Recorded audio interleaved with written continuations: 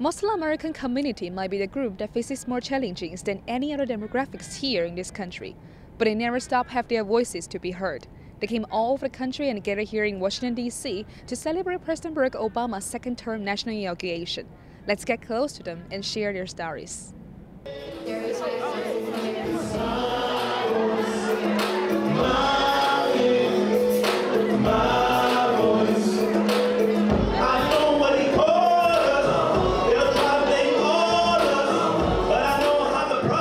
Different belief, different fashion styles, different clothes, and even different R&B songs.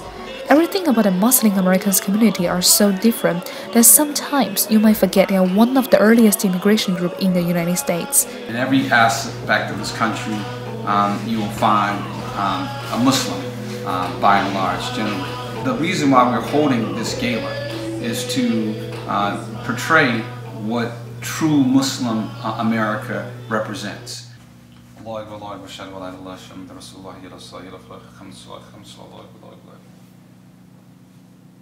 Talib Karim, the co-chair of Muslim American Presidential Inauguration Committee, said when he first came to work in Capitol Hill 22 years ago, things were different.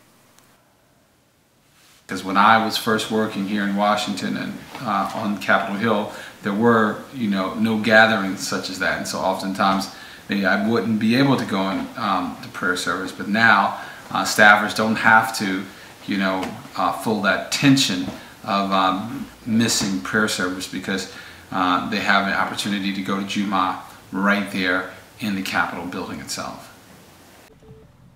Assalamu alaikum. Stepping into 20th century, the Muslim community in America has grown from a small minority to one of the fastest growing religions in this country.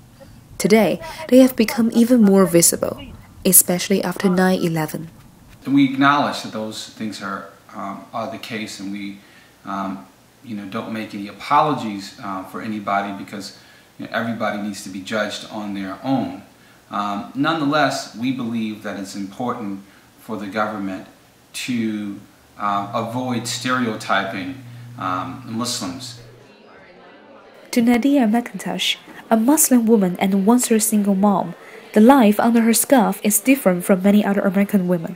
Because I'm a Muslim, I lost my job. I used to work for San Antonio Housing Authority. It was always an issue, why am I praying? And I usually did my prayers during my break, either my lunch break or my 10 minutes break. I never used their time to do that. But I started covering up so they were uncomfortable with that, and they didn't like the idea that I was praying. So it was always an issue about that. One day they eliminate the whole position. Unemployment can mean struggling to get by.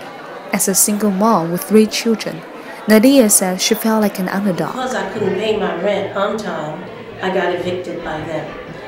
Once I got evicted by them, my children and I were living in our car. We lived in our car for like maybe about a month, just going from house to house, getting help, to eat, but we lived in the car. Instead of surrendering, she showed how the woman wearing a scarf can still change herself and other Muslim women's destiny. She built a non-profit organization to provide shelters for Muslim women. I ended up opening a shelter. Why?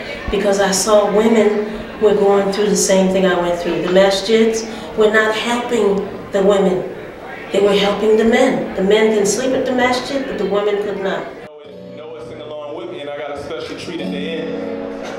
So I want you to just follow me. Like Nadia, more and more Muslims or Americans try to prove that even though they are different, they can still be as strong as the others.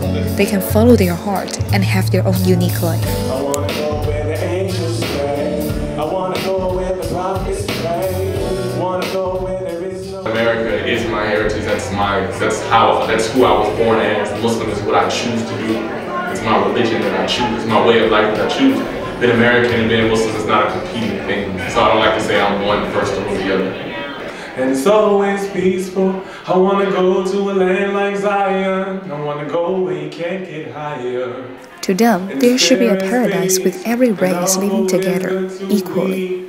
I want to go where corruption's gone. It's a very universal song. You won't find gaps in cultures. I think every culture, everybody aspires to something higher.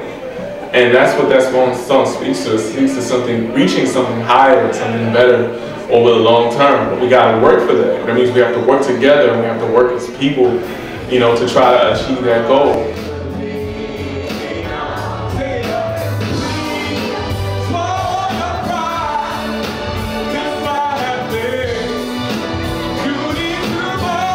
Reporting from Washington, D.C. for BU News Service, I'm Lusha Chen.